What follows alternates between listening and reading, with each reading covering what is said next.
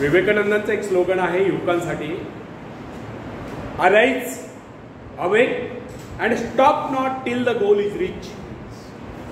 उठा, जागे व्हा आणि तोपर्यंत थांबू नका जोपर्यंत तुम्ही तुमचं ध्येय गाठत नाही.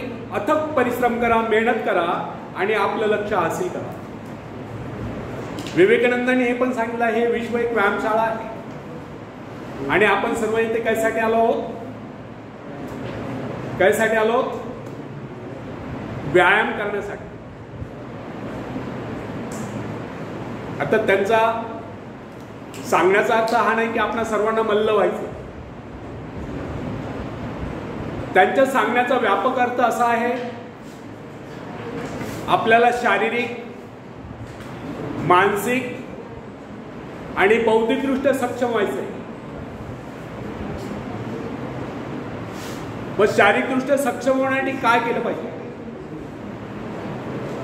जिमलाच गेलं पाहिजे किंवा व्यायामशाळेतच गेलं पाहिजे असं काही नाहीये, कारण हे विश्व एक व्यायामशाळा आहे.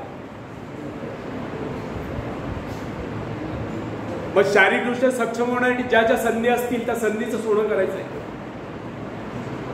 सकाळी उठल्यापासून रात्री झोपेपर्यंत ज्या ज्या शारीरिक श्रम करण्याची संधी आहे त्या संधीचं सोनं करायचंय. अंग झोपून काम करायचंय, कुठलंही काम असो. जिम मध्येच गेलं पाहिजे किंवा व्यायामशाळेत गेलं पाहिजे असं काही नाही. जे काम कराल ते तुम्ही अंग झोपून काम करायची सवय लावा.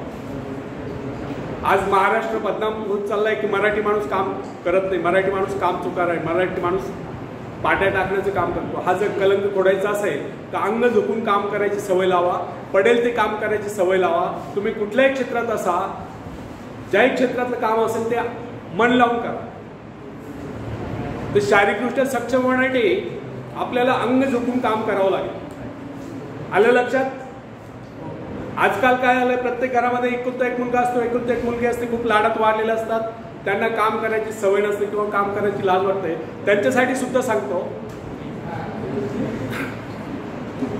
फक्त मोबाईल बघत बसू नका. तुम्हाला काहीच काम नसेल नका करू, तुम्हाला कामाची लाज वाटत असेल नका करू, परंतु तुम्हाला शारीरिकदृष्ट्या सक्षम व्हायचं असेल तर तुम्हाला सकाळी लवकर उठलं पाहिजे. जॉगिंग करा, रनिंग करा, स्विमिंग करा, सायकलिंग करा, योगासन करा, प्राणायाम करा, व्यायाम करा, मैदानी खेळ खेळा, मोबाईलवरचे नव्हे. जेणेकरून दिवसातून एकदा तरी शरीरातून घाम निथळेल एवढे शारीरिक श्रम आपले प्रत्येकाचे झाले पाहिजे आणि रोज झाले पाहिजे. आलं लक्षात? दिवसातून एकदा तरी शरीरातून घाम निथळेल एवढे शारीरिक श्रम आपले झाले पाहिजे. अशा पद्धतीने तुम्ही व्यायाम केला पाहिजे. त्यातून तुम्ही शारीरिकदृष्ट्या सक्षम व्हा, निरोगी राहा. दुसरी गोष्ट, मानसिकदृष्ट्या सक्षम होण्यासाठी आपल्या मनावरती, आपल्या इंद्रियांवरती आणि सर्वात महत्वाचं आपल्या विकारांवरती ताबा असला पाहिजे. विकार कोणते थोडक्यात सांगतो.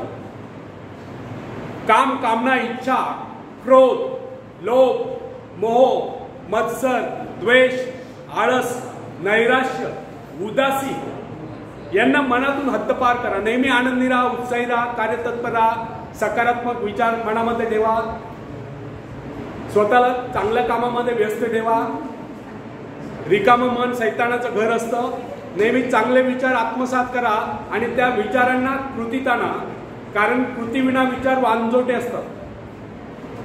नेहमी चांगले विचार आत्मसात करायचे आणि त्या विचारांना कृतीत आणायचं. त्यातून तुमचा भविष्यकाळ उज्ज्वल होईल. तिसरी गोष्ट, बौद्धिकदृष्ट्या सक्षम होण्यासाठीच आपण बालपणापासून शिक्षण घेता. मग हे शिक्षण घेत असताना विवेकानंदांनी सांगितल्याप्रमाणे आपल्या मनामध्ये एका वेळेस एकच विचार चालू असला पाहिजे. ज्यावेळेस शिक्षक वर्गात शिकवत असतील त्यावेळेस ते एकाग्र चित्ताने समजून घेतलं पाहिजे. एकाग्रचित्ततेचा अर्थ वेगळा नाही.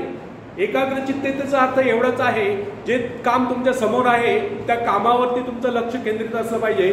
त्या कामाव्यतिरिक्त इतर दुसरे कुठलेही विचार मनामध्ये येता कामा नये.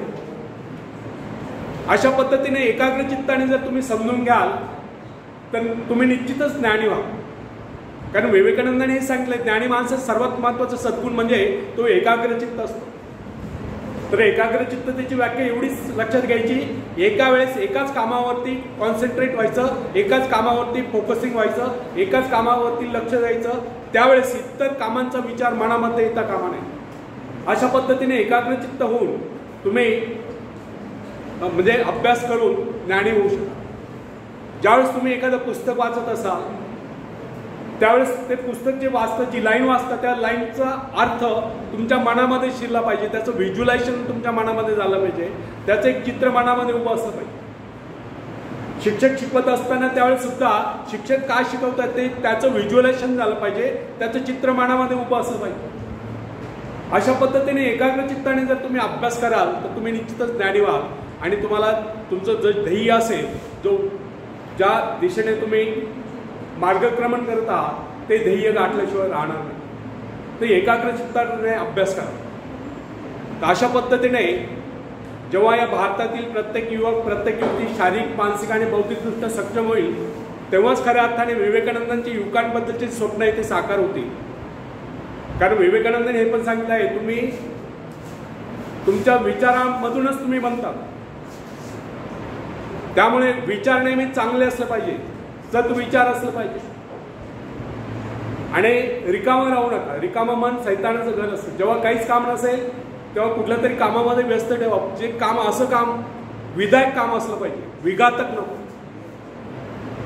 विधायक कामाचा अर्थ असा आहे की ज्या कामातून आपला तर फायदा होणारच आहे, आपल्याबरोबर इतरांचा पण फायदा होईल, असं काम जे असतं त्याला विधायक काम म्हणतात. आणि विघातक काम म्हणजे ज्यातून फक्त माझाच फायदा आहे आणि इतरांचं नुकसान आहे, ते विघातक कार्य करू नका.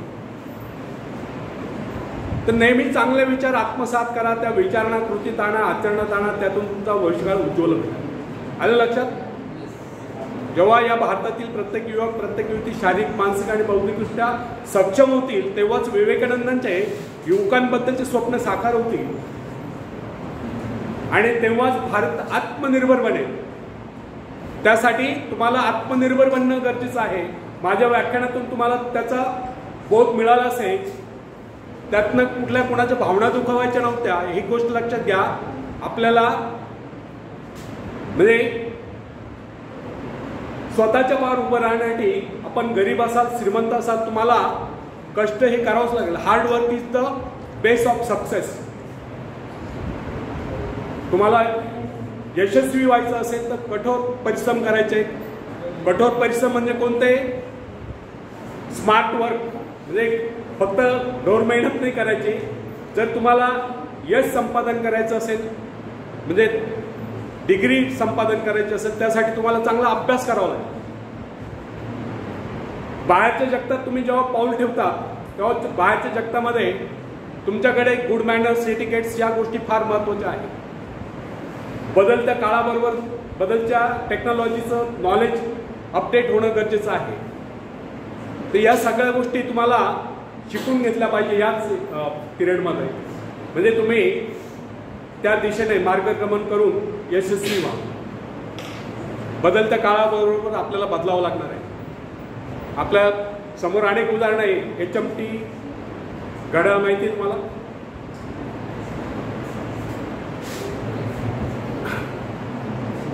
ते काळाबरोबर नाही बदलले त्यांनी, त्यामुळे ती कंपनी पुढे नाही येऊ शकते. अशी अनेक उदाहरणं आहेत. बदलत्या काळाबरोबर आपल्याला आपली टेक्नॉलॉजी पण बदलली पाहिजे. ते बदलत्या टेक्नॉलॉजीचं नॉलेज आपण आत्मसात केलं पाहिजे, त्याचं कौशल्य आत्मसात केलं पाहिजे आणि त्या दृष्टीने आपण भविष्याची वाटचाल केली पाहिजे. तर अशा पद्धतीने तुम्ही सर्व व्यवस्थित अभ्यास करा.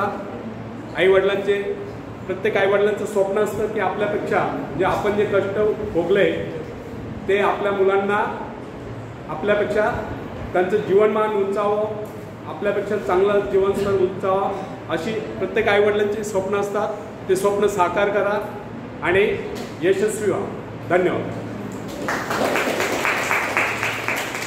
तुम्हाला काही शंका असतील, प्रश्न असतील विचारायचे विचारू शकता.